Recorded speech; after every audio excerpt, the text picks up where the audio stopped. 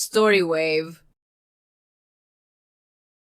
Chapter 7. A Woman's Courage. Thus ended this memorable séance. That conversation threw me into a fever. I came out of my uncle's study as if I had been stunned, and as if there was not air enough in all the streets of Hamburg to put me right again. I therefore made for the banks of the Elbe, where the steamer lands her passengers, which forms the communication between the city and the Hamburg Railway. Was I convinced of the truth of what I had heard? Had I not bent under the iron rule of the Professor Lidenbrock? Was I to believe him in earnest in his intention to penetrate to the center of this massive globe? Had I been listening to the mad speculations of a lunatic, or to the scientific conclusions of a lofty genius? Where did truth stop? Where did error begin? I was all adrift amongst 1,000 contradictory hypotheses, but I could not lay hold of one. Yet I remembered that I had been convinced, although now my enthusiasm was beginning to cool down. But I felt a desire to start at once, and not to lose time and courage by calm reflection. I had at that moment quite courage enough to strap my knapsack to my shoulders and start. But I must confess that in another hour this unnatural excitement abated, my nerves became unstrung, and from the depths of the abysses of this earth, I ascended to its surface again. It is quite absurd, I cried. There is no sense about it. No sensible young man should for a moment entertain such a proposal. The whole thing is non-existent. I have had a bad night. I have been dreaming of horrors.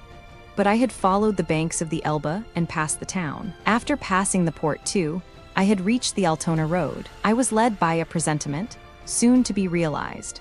For shortly, I espied my little Graubin bravely returning with her light step to Hamburg. "Graubin!" I cried from afar off. The young girl stopped, rather frightened perhaps to hear her name called after her on the high road. 10 yards more, and I had joined her. "Axel!" she cried, surprised. "What? Have you come to meet me? Is this why you are here, sir?"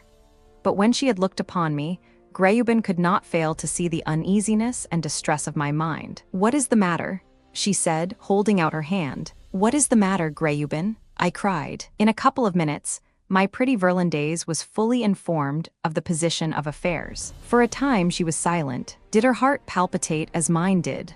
I don't know about that, but I know that her hand did not tremble in mine. We went on 100 yards without speaking. At last she said, "Axel, my dear Graubin, that will be a splendid journey."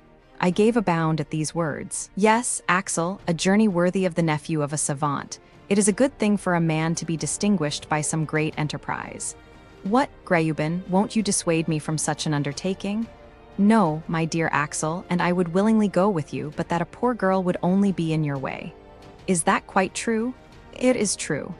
"Ah, women and young girls, how incomprehensible are your feminine hearts. When you are not the timidest, you are the bravest of creatures. Reason has nothing to do with your actions. What? Did this child encourage me in such an expedition? Would she not be afraid to join it herself? And she was driving me to it, one whom she loved. I was disconcerted, and, if I must tell the whole truth, I was ashamed. "Graubin, we will see whether you will say the same thing tomorrow."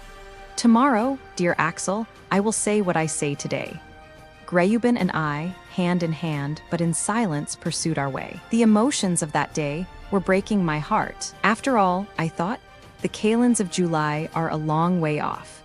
And between this and then, many things may take place which will cure my uncle of his desire to travel underground. It was night when we arrived at the house in Königstrasse. I expected to find all quiet there, my uncle in bed as was his custom, and Martha giving her last touches with the feather brush. But I had not taken into account the professor's impatience. I found him shouting and working himself up amidst a crowd of porters and messengers who were all depositing various loads in the passage. Our old servant was at her wit's end. "Come, Axel, come, you miserable wretch," my uncle cried from as far off as he could see me. "Your boxes are not packed, and my papers are not arranged.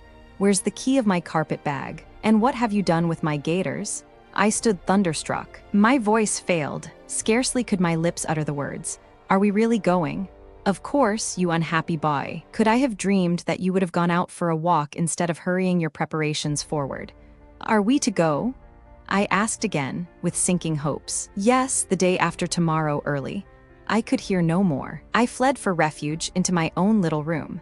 All hope was now at an end. My uncle had been all the morning making purchases of a part of the tools and apparatus required for this desperate undertaking. The passage was encumbered with rope ladders, knotted cords, torches, flasks, grappling irons, alpenstocks, pickaxes, iron-shod sticks, enough to load 10 men. I spent an awful night. Next morning, I was called early. I had quite decided I would not open the door, but how was I to resist the sweet voice which was always music to my ears, saying, "My dear Axel"?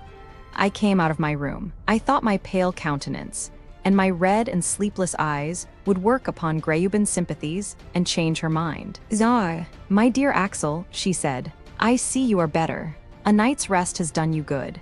"Done me good," I exclaimed. I rushed to the glass. Well, in fact, I did look better than I had expected. I could hardly believe my own eyes. "Axel," she said, "I have had a long talk with my guardian. He is a bold philosopher, a man of immense courage, and you must remember that his blood flows in your veins. He has confided to me his plans, his hopes, and why and how he hopes to attain his object. He will no doubt succeed. My dear Axel, it is a grand thing to devote yourself to science. What honor will fall upon Herr Lidenbrock, and so be reflected upon his companion. When you return, Axel, you will be a man, his equal, free to speak and to act independently, and free to—" The dear girl only finished this sentence by blushing. Her words revived me, yet I refused to believe we should start. I drew Graubyn into the professor's study. "Uncle, is it true that we are to go?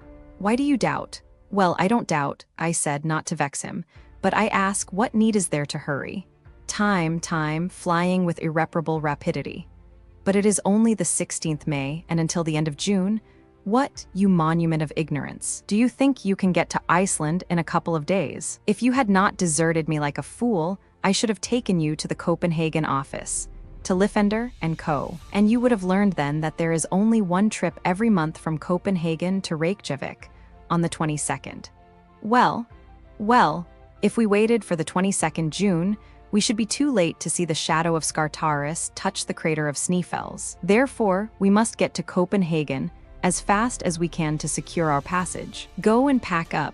There was no reply to this. I went up to my room. Graubyn followed me. She undertook to pack up all things necessary for my voyage. She was no more moved than if I had been starting for a little trip to Lübeck or Heligoland. Her little hands moved without haste. She talked quietly. She supplied me with sensible reasons for our expedition. She delighted me, and yet I was angry with her. Now and then I felt I ought to break out into a passion, but she took no notice and went on her way as methodically as ever. Finally, the last strap was buckled. I came downstairs. All that day, the philosophical instrument makers and the electricians kept coming and going. Martha was distracted. "Is Master mad?" she asked. I nodded my head. "And is he going to take you with him?" I nodded again. "Where to?" I pointed with my finger downward. "Down into the cellar," cried the old servant. "No," I said. Lower down than that. Night came, but I knew nothing about the lapse of time. "Tomorrow morning at 6 precisely," my uncle decreed, "we start." At 10 o'clock I fell upon my bed, a dead lump of inert matter. All through the night terror had hold of me. I spent it dreaming of abysses. I was a prey to delirium. I felt myself grasped by the professor's sinewy hand, dragged along, hurled down, shattered into little bits. I dropped down unfathomable precipices, with the accelerating velocity of bodies falling through space. My life had become an endless fall. I awoke at 5 with shattered nerves, trembling and weary. I came downstairs. My uncle was at table, devouring his breakfast. I stared at him with horror and disgust. But dear Graubyn was there, so I said nothing and could eat nothing. At 5:30, there was a rattle of wheels outside. A large carriage was there to take us to the Altona railway station. It was soon piled up with my uncle's multifarious preparations. "Where's your box?" he cried. "It is ready," I replied with faltering voice. "Then make haste down, or we shall lose the train." It was now manifestly impossible to maintain the struggle against destiny. I went up again to my room, and rolling my portmanteaus downstairs, I darted after him. At that moment, my uncle was solemnly investing Graubyn with the reins of government. My pretty Virlandaise was as calm and collected as was her wont. She kissed her guardian, but could not restrain a tear in touching my cheek with her gentle lips. "Greyubin," I murmured. "Go, my dear Axel, go. I am now your betrothed, and when you come back, I will be your wife." I pressed her in my arms and took my place in the carriage. Martha and the young girl, standing at the door, waved their last farewell. Then the horses, roused by the driver's whistling, darted off at a gallop on the road to Altona. /p/section/body